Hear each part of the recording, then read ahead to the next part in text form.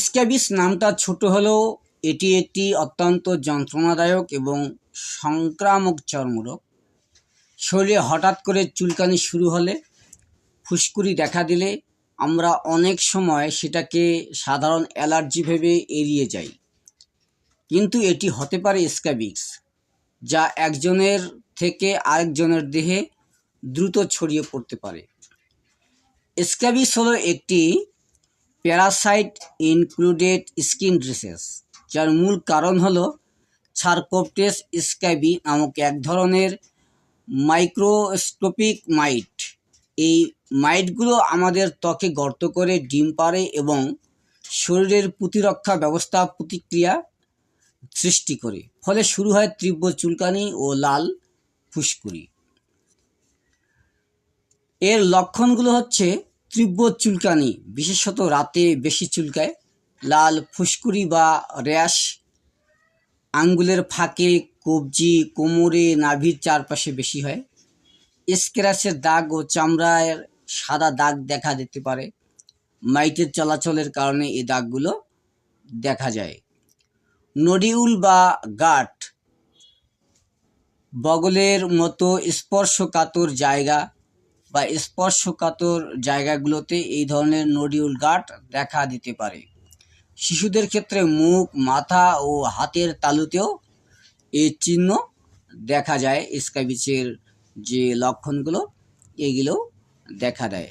এখন আমরা জানবো যে স্ক্যাবিসের কারণটা কি। কজ অফ স্ক্যাবিস: পরজীবী মাইট, যা ত্বকের নিচে গর্ত করে ডিম পাড়ে, সার্কোপটেস স্ক্যাবিস নামক এই মাইট। শারীরিক সংস্পর্শ, ক্লোজ বডি কন্ট্রাক্ট, ঘনিষ্ঠ সম্পর্ক, একই বিছানায় ঘুমানো, অনেক ব্যক্তি একসঙ্গে থাকা, যেমন আবাসিক মাদ্রাসা, আবাসিক স্কুল, ঘনবসতিপূর্ণ এলাকা, এইগুলোতে এই সব প্লেসে বা জায়গাতে এই ধরনের বডি কন্ট্রাক্টের মাধ্যমে কিন্তু এটা ছড়াতে পারে। ব্যক্তিগত জিনিস শেয়ার করা, শেয়ারিং পার্সোনাল আইটেমস যেমন তোয়ালে, পোশাক, চাদর বা একজনের জিনিস আরেকজন ব্যবহার করার কারণেও কিন্তু এই স্ক্যাবিস দ্রুত ছড়াতে পারে। জীবনযাপনের পরিবেশ, যেমন বস্তি, হোটেল, জেলখানা, এইরকম ঘন বসতিপূর্ণ জীবনযাপনের পরিবেশেও কিন্তু দ্রুত স্ক্যাবিস ছড়িয়ে পড়ে। স্ক্যাবিস ছড়ানোর পথ কি? স্ক্যাবিস ছড়ানোর পথ হচ্ছে skin to skin contract lasting more than 5 to 10 minutes. মাত্র 5 থেকে 10 মিনিটের মধ্যেই এক দেহ থেকে আরেক দেহে সংস্পর্শে এটি দ্রুত ছড়াতে পারে। সেক্সুয়াল কন্ট্রাক্টস এর মাধ্যমেই কিন্তু এটা ছড়াতে পারে। Contact with contaminated clothes, bedding or towel ইত্যাদির কারণে কিন্তু হতে পারে। Communal living conditions like dorms or shelters, এইগুলোতে কিন্তু দ্রুত ছড়াতে পারে। তো ট্রিটমেন্ট অফ স্ক্যাবিসের চিকিৎসা কি?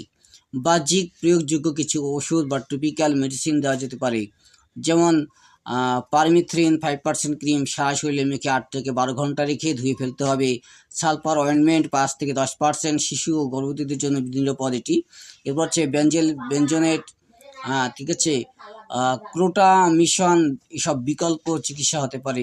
মুখে খাওয়ার ওষুধ, ওরাল মেডিসিন হচ্ছে ইনভারমেকটিন 200 mg, ঠিক আছে, এটা ডাক্তারের পরামর্শ অনুযায়ী 2 বার খেতে হয় 7 থেকে 10 দিনের ব্যবধানে। তাছাড়া কার্যকর বিশেষ কিছু গুরুতর স্ক্যাবিসে কার্যকর ব্যবস্থা নিতে হবে, ঠিক আছে। সাপোর্টিভ চিকিৎসা, যেমন চুলকানি কমাতে অ্যান্টিহিস্টামিন দেওয়া যেতে পারে। যদি সেকেন্ডারি ইনফেকশন হয়ে থাকে তাহলে অ্যান্টিবায়োটিকের প্রয়োজন হতে পারে। প্রতিরোধ সচেতনতাই কিন্তু প্রধান এটার জন্য নিয়ামক হতে পারে। আক্রান্ত ব্যক্তিকে দ্রুত চিকিৎসা দেওয়া দরকার। পরিবারের প্রত্যেককে একসাথে চিকিৎসা করা দরকার। সব কাপড়, চাদর দেয়ালে গরম পানিতে ধুয়ে রোদে শুকাতে হবে এবং এরপর আয়রন করতে হবে। ব্যক্তিগত জিনিসপত্র শেয়ার না করা, একজনের জিনিস আরেকজন ব্যবহার না করা, পরিচ্ছন্ন পরিবেশ বজায় রাখা।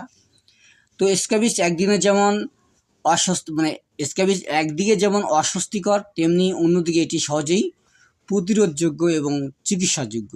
সময় মতো চিকিৎসা, পরিষ্কার পরিচ্ছন্নতা ও পরিবারের সদস্যদের সচেতনতা এই রোগ থেকে মুক্তি থাকার জন্য মূল চাবিকাঠি হিসেবে কাজ করতে পারে। আপনার স্বাস্থ্যই আপনার সম্পদ। নিয়মিত সচেতন থাকুন, সুস্থ থাকুন। ডক্টর আমিন হেলথ আপনার পাশেই আছে এবং সবসময় থাকবে।